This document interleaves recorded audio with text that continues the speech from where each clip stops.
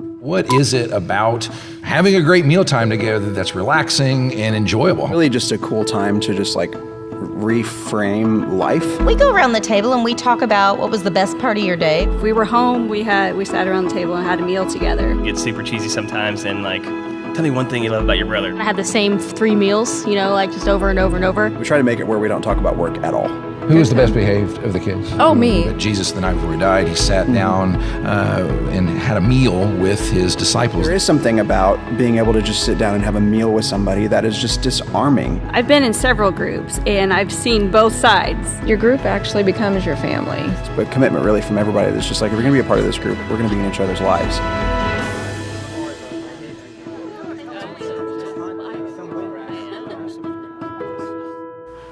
Well, hey everybody, I am super excited about the fact that we're starting this new series called The Table today. As a matter of fact, I'm so excited about it that I want to start by talking about the series that follows it, okay? Now here's how things are going to go for the next many weeks. We are starting The Table today. It will end on October 28th. Kind of the grand finale is going to be a baptism service. If you've never been to our baptism services, they are fantastic. And if you have never been baptized, that's your opportunity. If you've come to Christ, you believe in who he is, and he rose again from the dead, he died on the cross for your sins, you've given your life to him, that's your day. So be looking forward to that. But right after that, we're going to do a series that leads up to Christmas, and it's called Shadows. And the reason I'm so excited about it is because I think it's really going to build your faith, it's going to build your interest in the Bible, and it's based upon a passage in Hebrews chapter 10. Hebrews chapter 10 says this: the law, talking about the Old Testament part of the Bible and primarily one segment of it, is only a shadow of the good things that are coming, not the realities themselves. And basically the idea is in the New Testament part of the Bible, which is Jesus, and after that, the Old Testament part of the Bible, which was leading up to Jesus, the people in the New Testament viewed it as absolutely telling stories that were real. Noah's Ark and Daniel in the lion's den and David and Goliath and all that kind of stuff were real stories, but they were picturing something greater. They were anticipating Jesus. They are shadows, they're portraits, they're analogies of who Jesus is. Listen how Jesus says it. He was talking to the Jewish leaders of his day, and he says this to them: "You study the scriptures diligently, because you think that in them you have eternal life." And that was the Old Testament for them. "These are the very scriptures that testify about me, yet you refuse to come to me to have life." So he's saying that all those things back there are real, they're actual, they're all those things, but they were talking about him the entire time. They were anticipating him. Now, why am I bringing all that up? Because today we're going to start the Table series with an example of one of these shadows. We're going to start with one of the shadow stories. It's actually from the Old Testament part of the Bible, and I want you to kind of on board with that, and it's actually found in 2 Samuel chapter 9 is where we're going to be going. Now, I know a number of you are familiar with this kind of territory, but for those of you who are not, I want to frame it up before we read this chapter, just so you'll be able to onboard your mind into where we're going, okay? So if you look at the Old Testament part of the Bible, the part leading up to Jesus, one of the primary characters is a guy named King David, okay? King David was kind of their Abraham Lincoln, George Washington kind of rolled up into one, their national hero, the national hero of the people of Israel. The country of Israel, that's what most of the Old Testament is about, their dealings with him. And King David's life, I would say, travels in essentially 3 different acts or movements. The first act is his leading up to be king. He's not king yet. And how that goes is there's a guy by the name of Saul who is the king. Saul's made king by God, but right out of the chute, he does several bonehead things that God doesn't like at all, and God says to him, you know what, by the time when your life ends, you're done. It's over. As you know, by watching the British monarchy, that kings and monarchies are kind of passed on down through the line. His sons are kind of shut off. They're not going to be king. He's rejected him, and he picks David to be the replacement king. And Saul picks up on this, and he looks over at David, and he decides he's jealous of him, and he decides he hates him, and he wants to murder him. So the first movement of David's life is him running from a guy who wants to murder him, the king. Well, finally, that king dies, and the second movement of David's life is when he's established as king. He becomes king, and he starts getting, and it's actually a good time. He's getting everything set up, and all this, things are going very, very well for him. And then the third movement is where David does his own super bonehead thing, and his life enters into a whole lot of turbulence and problems. He ends up okay, but he goes through a whole lot of problems.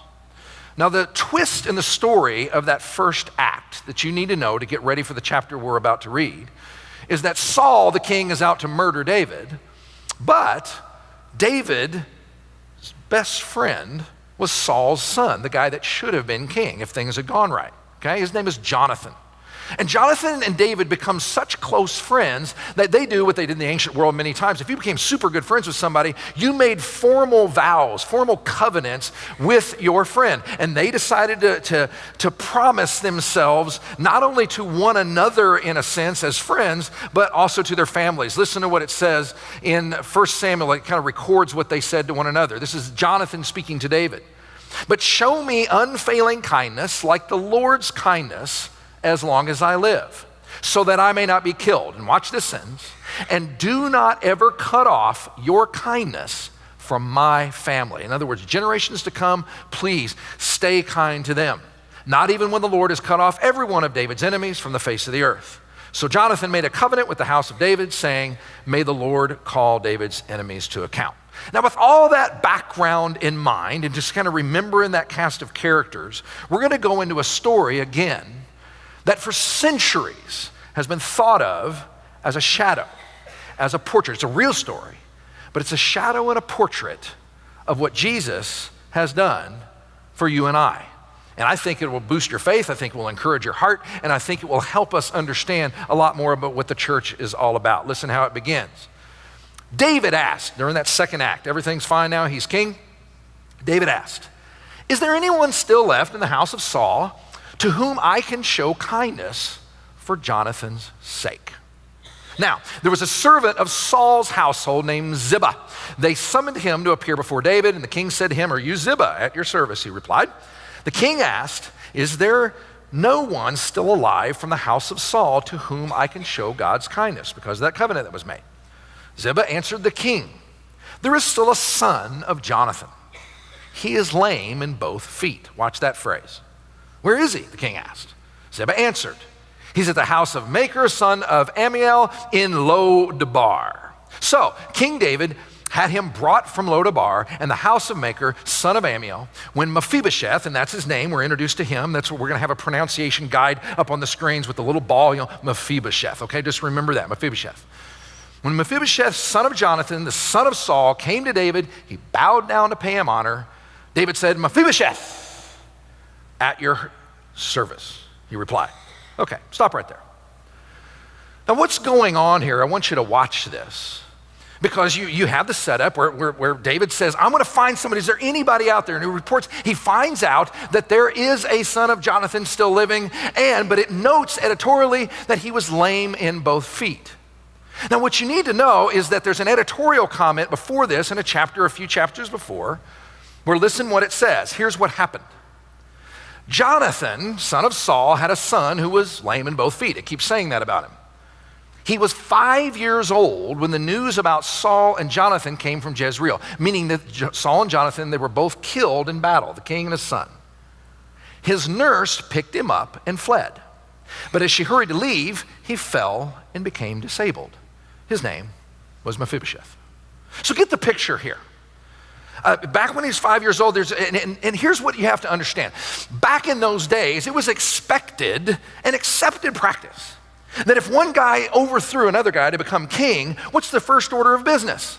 Is to kill off all of his relatives. It was just that way, the line. So there's someone, generations can't rise up and say, I was the original king, I am from the kingly line, I'm gonna take over and raise a rebellion. So everybody expected David to find the house of Saul and start killing off any grandkids that he may have had or whatever else, so that never happens.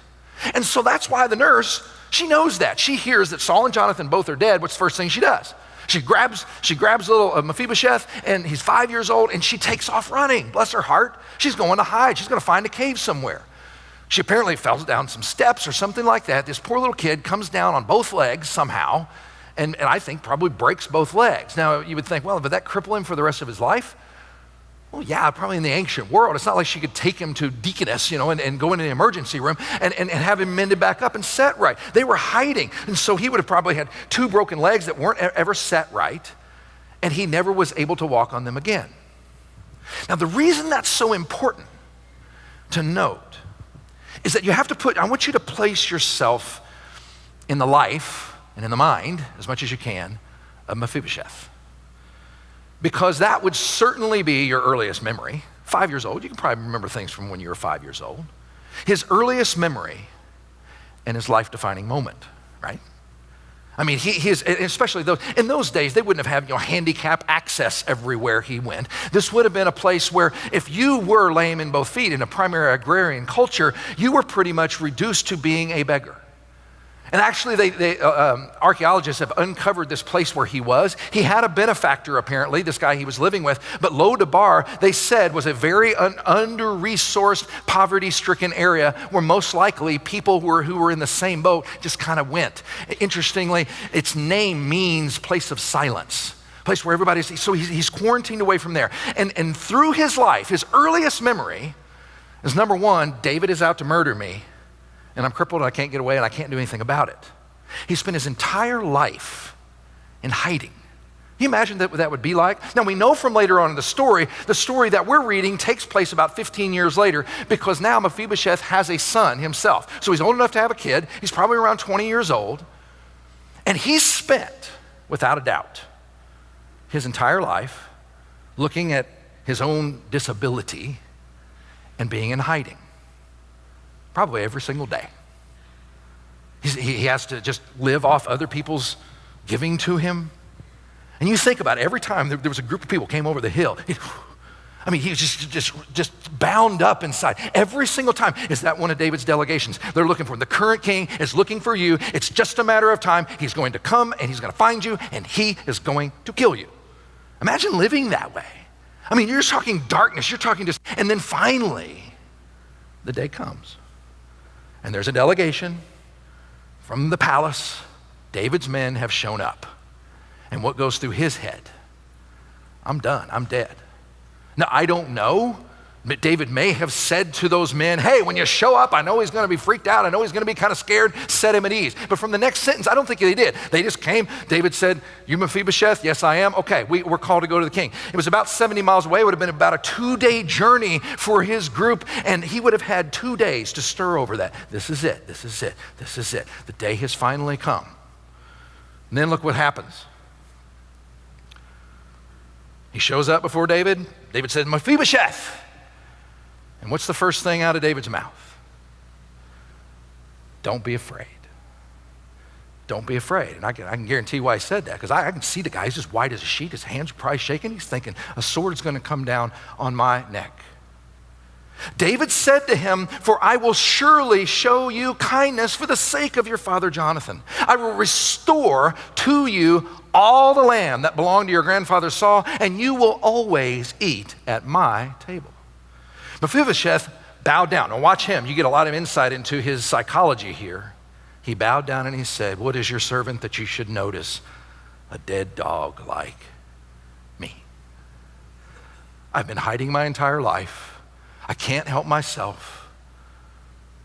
Why are you even noticing? So David notices, I don't think you heard what I said. So watch what he does. He said, then the king summoned Ziba, the servant that brought him, Saul's steward, and said to him, right there in front of Mephibosheth, I have given your master's grandson everything that belonged to Saul and his family. You and your sons and your servants are to farm the land for him, bring in the crops so that your master's grandson may be provided for. And Mephibosheth, grandson of your master, will always, here it is again, eat at my table. Now, Ziba had 15 sons and 20 servants. That's a nice little note. If you had 15 sons, they probably had a note you too. But it's also showing that they can do the job. They can farm the land. Then Ziba said to the king, your servant will do whatever my lord the king commands his servant to do. So Mephibosheth ate at David's table like one of the king's sons. Mephibosheth, here it is, had a young son named Micah, and all the members of Ziba's household were servants of Mephibosheth, and Mephibosheth lived in Jerusalem because he always ate at the king's table. And here it is again. He was lame in both feet. It keeps telling you that in case you didn't get it. Get that picture. Mephibosheth is called there. He's scared to death. He's white as a sheet. He's shaking. And he's given good news, and his first reaction is, I can't do anything. You think about his psychology. The shame that probably, do you know what his name means? It literally means spreader of shame. That was his identity. I can't walk in here, I can't look good, I can't walk in at least challenge, give some kind of sufficient challenge to this guy that has taken over for my family. I'm literally carried in here, absolutely and completely helpless. I am totally and utterly at his mercy. There's nothing I can do. I can't even, raise my voice. And all he says is, and then did you hear what David, you know what I love about this portrait of what David does? He shows kindness. He could have shown him kindness by saying, hey, Mephibosheth, here's the good news. I'm not gonna kill you yet. Go home, That would have been good news enough. Most people would have gone, wow, he's not gonna kill him? He's not gonna kill him today? Why isn't he killing him? He didn't give him the bare minimum thing. What did he do? He said, you're not only gonna live, but he restores his fortunes, he restores the land, he restores his family, he restores his destiny, he restores his meaning, he restores his name, he restores his provision, and he restores his honor. And then finally, and that whole table thing is about giving him honor and about giving him belonging. And notice that it stresses that. He always ate at the king's table. He always ate at the king's table. Now, guys, it's not hard at all. And this is why for centuries, preachers and teachers and everybody else see an easy shadow of the reason the story, again, this is a real historical event that would have happened. There's archaeological things they know about these things. But the shadow, it's easy to see. You see, because we are Mephibosheth. We are Mephibosheth. Before God, every single human being, that's where they start. Before God, their status, their standing, what they do, what they look like, who they are, what they are before Him are people who have nothing and are crippled and cannot commend themselves in any way, shape, or form before God on their own. They have nothing. They are in a state of shame. And yet, the king, Jesus himself called himself a son of David, and he pointed to David as kind of a model and a portrait of who he is. And what does the king do? He doesn't only say, hey, I'm not gonna kill you. He doesn't only say, hey, I forgive everything. I'm just gonna let you go and go back to where he restores his fortunes, he restores his honor, he restores his meaning, he restores his belonging, right? And he restores a relationship right there at his table. You know what that is? You know what that's designed to do? It's designed to say, the Christian message is just that. And the way into the kingdom is to say, I am Mephibosheth. That's who I am before God. And those of us who have done that, that's why we call it good news. I don't have anything to commend myself before God, not my goodness, not the life I've lived before. I am cut off. I have nothing. I am a dead dog. And those of us who have recognized that and received what Christ did on the cross and his resurrection, that's what we're being restored. And that's why it's good news, and it's awesome and amazing and wonderful, and we've been restored, we've been put back into fellowship, we've been put back into meaning. What I also love about that, though, is it includes what I call the offense of the cross, too. Some of you hear that and go, what the heck? Before God, I'm this lame person in both feet that I have nothing to commend myself? I mean, I'm a good person. I'm a nice guy or gal. I mean, I'm successful. I'm halfway good looking. I mean, come on. I have nothing to commend myself before God. That's offensive. But that is the gospel. And there's two kinds of people. There are the people that go ahead and recognize they are Mephibosheth. They are covered in shame before God. Their status before him is fundamentally that way. And there's other people who can never bring themselves to see themselves that way. Because what does Mephibosheth receive? He receives kindness based on the king's decision, based on something that happened that he was never even a part of. This was a deal between David and Jonathan. He said, I'm doing it because of something else that happened. That's the other amazing thing about grace, is that it's because of what Jesus did on the cross and his resurrection from the dead, which happened 2,000 years ago. And I bet you anything, not one of you across all three sites got a phone call from God asking you what you thought of it. Hey, do you really think we ought to have Jesus die on the cross and rise again from the dead? Okay, I just wanted to get your opinion before we proceeded. I'm going to make that the basis for right relationship. What do you think? I don't know. Let me give it some thought. No, he didn't ask you. And the call is for all human beings to say, I am Mephibosheth. Oh, it'd be a t-shirt. I am Mephibosheth. Because the beauty of it is if you go ahead and just acknowledge it and embrace it, the king, because of another, says, hey, I'm going to restore your fortunes, your future, your meaning, your significance. And here's the beautiful part. You're always going to eat at my table. You're always going to eat at my table. You notice it repeats that, just like I just did. He always ate at the king's table. Picture Mephibosheth coming in for the first time. David's been king a while. You know his sons. He always sat there with the king's sons. And you know the king's sons, man, they were warriors for one thing. They were probably athletic, good-looking guys, you know, and his whole family was probably, they're royal. They're wearing just the right thing. They walk in there, they're eating just the best of food of that kingdom. You know the first time Mephibosheth, he had lived in a place called Lodabar. He had lived in a place where he was a beggar for a living. He had lived in a place where he viewed himself as a dead dog. Can you imagine what it looked like when he first came in? And you know there was reactions based on personality. You know, everybody's got that brother like, what in the world is that dude doing here? Who let him in? You know, security, come on, bounce him out of there. Some were like, oh man, maybe I should give him some of my food. All kinds of reactions, but it would have looked like he didn't belong at all. But why did he belong? One single reason. The king said he belonged. You belong. And you're going to be here for the rest of your life. I want you to think about something.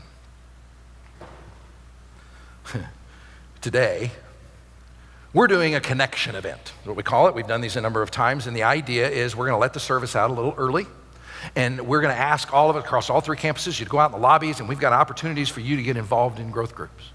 Especially this one growth group that I'm leading for students 17 to 20, you can join, all right? A little shameless plug for my own, all right? I've got the mic, I can do that. On Monday nights, you can meet with us if you're 17 to 20 years old. Now, we're gonna ask you to connect.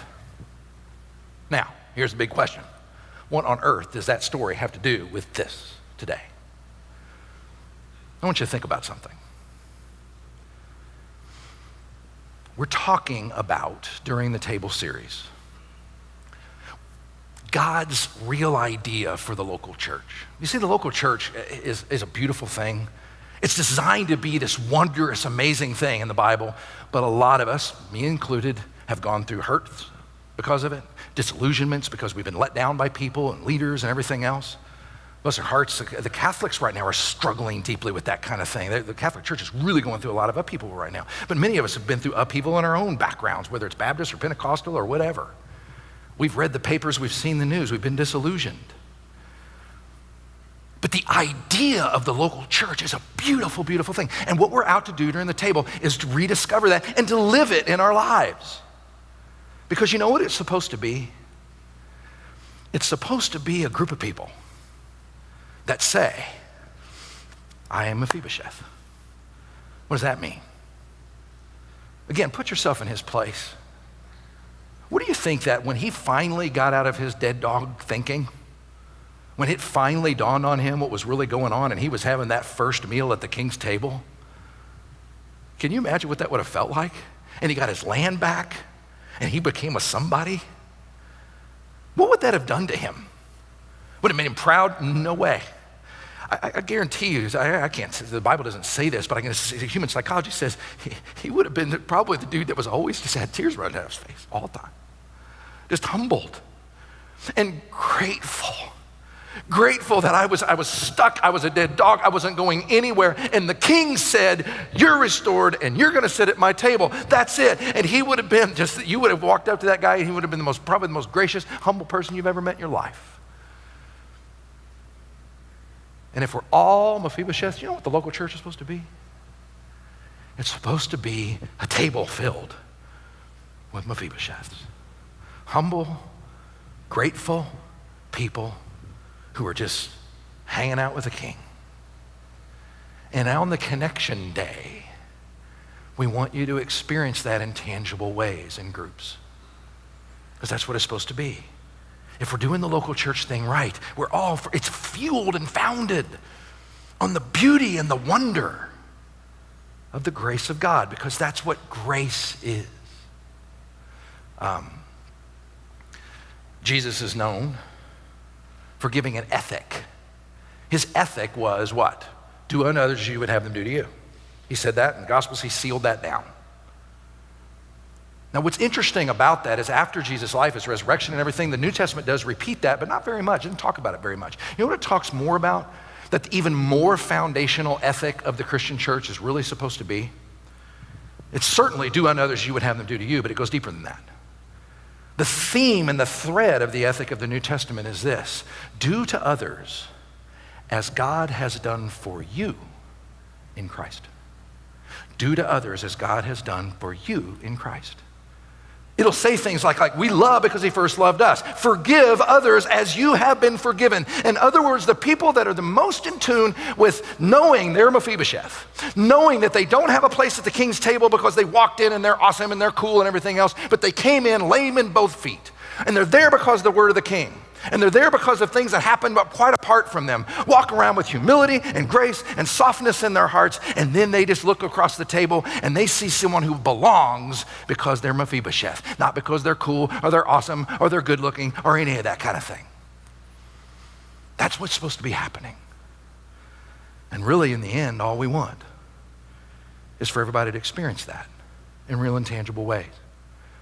If you were a Christian person back in the first 150 years or so, the image that you would have associated with the church the most would probably have been first the cross, but second, cross in the empty tomb, but then the table. You know what they did? They would come in, they weren't able to build buildings and stuff, so they would meet at the person who had the largest home, and Roman homes would have long tables. And an early church service was they would listen to teaching and preaching, they would sing songs, and then they would eat a meal together. And what was revolutionary about that is that the Roman society was a very caste system. It was aristocratic. It was that merchants hung out with groups over here with merchants, aristocrats hung out with aristocrats, slaves hung out with slaves. And the Christian church was viewed as weird and scandalous and revolutionary because they sat, slaves and merchants and aristocrats, all at the same table. Why? Because they all knew. We are Mephibosheth. We're only here because of the grace and the beauty and the wonder of what the king has said we are. And guys, what I want to ask you to do, and gals, the next many weeks is just to drink that in and build our lives and our community and our church on that essential idea. And for those of you who have never come to Christ, identify yourself as Mephibosheth. Just say before God, my status can't be improved by my own efforts. I want what he has given, and he'll give it freely. And for those of you who already have, lock into that idea. So here's what we're going to do. We're going to go ahead and pass things off to the campuses, and your leaders there will explain what you do. And I hope you'll take the time to just go out in the lobbies and join a group and start imagining what it would be like to have a table where everybody belongs based on Christ's merits instead of our own. I'm going to pass it off to the campuses now.